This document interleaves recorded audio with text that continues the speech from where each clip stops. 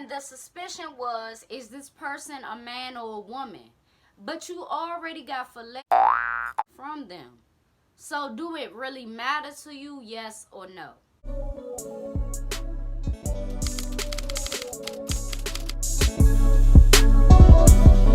What's up, everybody? It's your girl B Octavia, and I am back with another video. Welcome to my channel. Welcome to a new video. If you are freshly new to my channel, I'm from Washington, D.C., and I'm also an entrepreneur. So today we will be talking about a college football player that was recently charged with murder. And there's also a very valid point that a former football player made that I want to speak on, because it speaks loudly in these athletes catching charges and catching serious charges. These charges being serious enough to either get them suspended off of the college football team or thrown out the NFL, thrown out the NBA, things like that. Okay, so how this is gonna go down, the way my brain is set up, the way that a name come out, I just never feel comfortable saying a name that I can't really visually pronounce it. You know what I'm saying? So,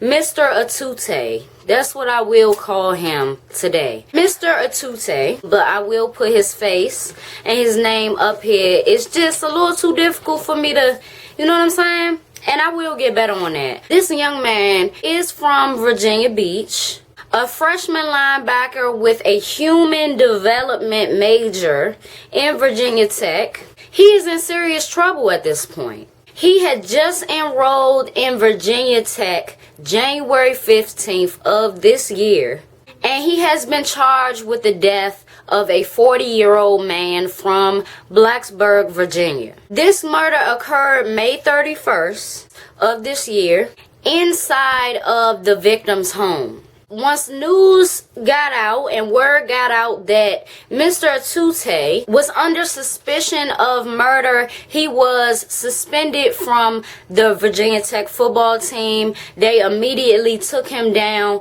from the website and things like that. They don't play about allegations. An allegation is an allegation, hasn't been proven in court yet, but they don't play about it. Like, these associations, these football teams, these colleges, they don't play about any of their players catching charges, especially as serious as this. Jerry Smith's loved ones sent officers to his place for a welfare check, the day after the murder. So the murder occurred on a Monday. They called on Tuesday and got officers out there where he was discovered deceased. In looking through the deceased man's phone, they discovered Mr. Etute was an acquaintance of Jerry's and had seen him recently. So June 3rd, 2021, Mr. Etute went before a judge for the first time. He was questioned before this, but he was not automatically arrested at that point after him being questioned. There, on June 3rd, he was taken into custody and denied bond. So the timeline of events went fairly quickly. The murder took place, like I said, on that Monday. The victim was discovered Tuesday of that week. And 2 days later, in his court appearance, he was officially charged. His next court appearance was recently on September 23rd. And a lot of information came out surrounding the case. All of Jerry's loved ones filled the courtroom, and it was both an emotional and tense situation. Now, in this hearing, police stated they learned from a conversation they had with Etute that he and the victim matched on Tinder April 10th, a month and some change before the murder. Etute alleges that the victim was posing as a woman named Angie, but that was not confirmed by police if that's what the victim was doing. That was not confirmed. That is the allegation that Etute has, right? Even though that's what he alleges, the two had a sexual encounter that day. So they matched on Tinder, they met up that day, had a sexual encounter, right? After the victim performed oral on Etute, he paid Mr. Etute $50 for letting him do that. Okay?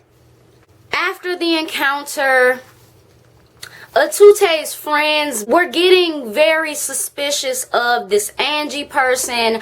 How did they even know about Angie? You know what I'm saying? Did they see Angie themselves? And my thing is, was the friends there? Was the friends there during this sexual encounter? Like, what's really tea with that? And after the friends was telling their friend Etute about their suspicions, his suspicions grew higher.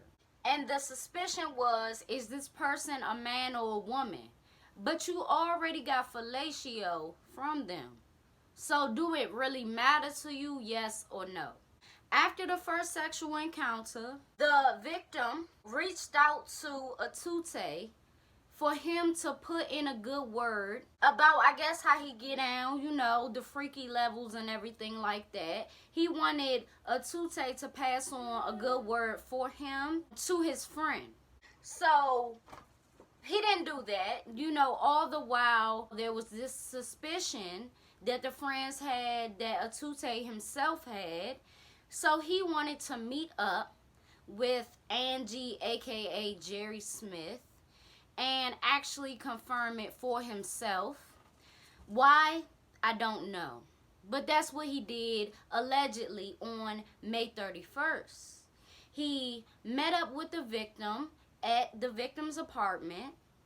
They were, I believe, in the bedroom. That's what the report says. The bedroom was pretty dark, so he already had a disadvantage of seeing if Jerry was a man or a woman. So he was at a disadvantage. So the victim proposed that he perform on Etute again, but Etute declined this time, right?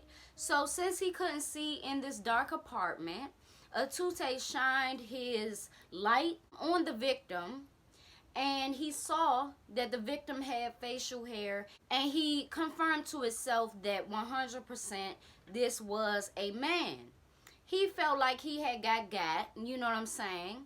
So he began to attack Jerry Smith, allegedly punching him about 5-6 times in the face, okay?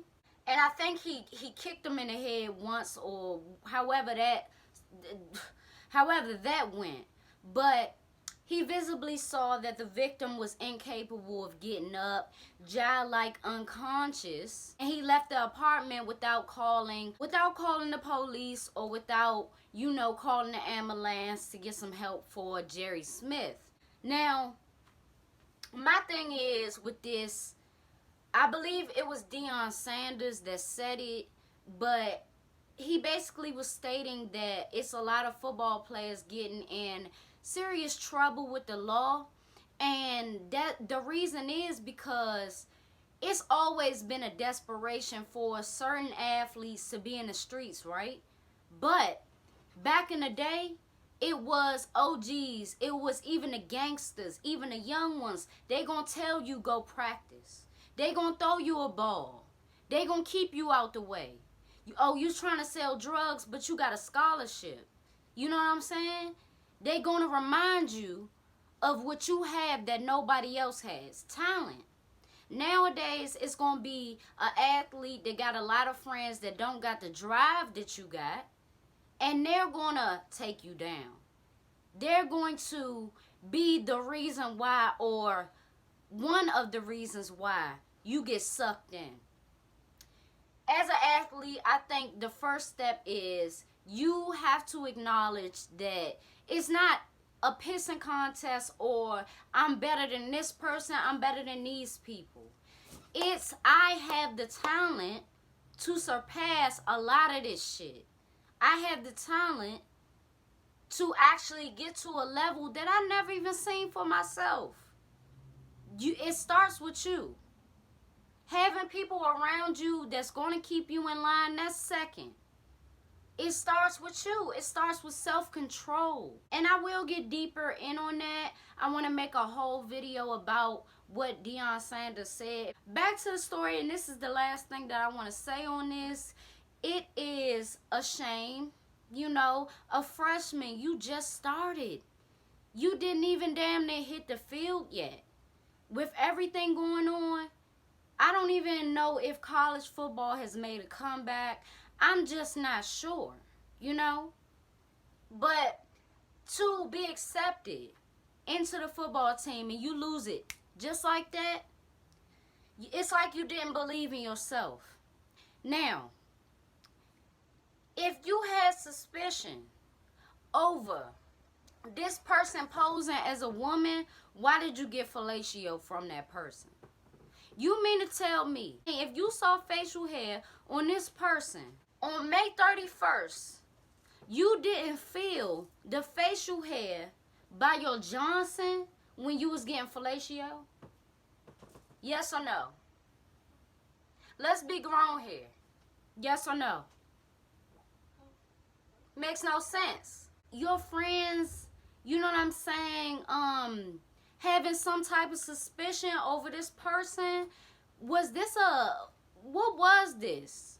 Because I'm not trying to disrespect the victim, but why was they there too? Was they getting a piece of the pie? I'm confused on what's going on. I think that it's some DL shit going on here. That's what I think. I think that, you know, it's a lot of young men struggling with their sexuality. It's a lot of young men that won't admit that they like what they like. And what they like is unorthodox. Most ain't going to admit to getting fellatio from somebody that's gay. You know, they not going to admit it. Some of them have relationships with older men for money or for whatever it's for. But you trying to act like you ain't gay. You trying to act like you got when it don't make sense. It don't make sense. It's no way that you can't feel a prickly face, you know, situation when you know what I'm saying? It's just no way. So, you telling me to feel bad for you because this person was posing as a woman. That's his allegation. That's what he's going with. If that is the case, people should stop doing that. Especially if you want to meet up with people and have a little rendezvous. You should always be open and honest about what you do, what you like, and things like that. I want to see the conversation. That's what I want to see. I want to see the actual profile of the victim to see if this person was posing as a woman or not. That does, you know, factor, but at the same time, you saw this person twice. You got fellatio from this person, and you telling me you was still under suspicion that this person was a man or a woman? I don't believe that. I don't believe that. Let's see if he done took something from that house. Let's see if he was robbing. You know what I'm saying? Not Batman. He was robbing. Let's see. We're going to see. So, he will have another hearing soon. I will keep you updated on that. But until then, it's your girl, B. Octavia. Thank y'all for watching. Thank you for tuning in to yet another video. Peace, peace.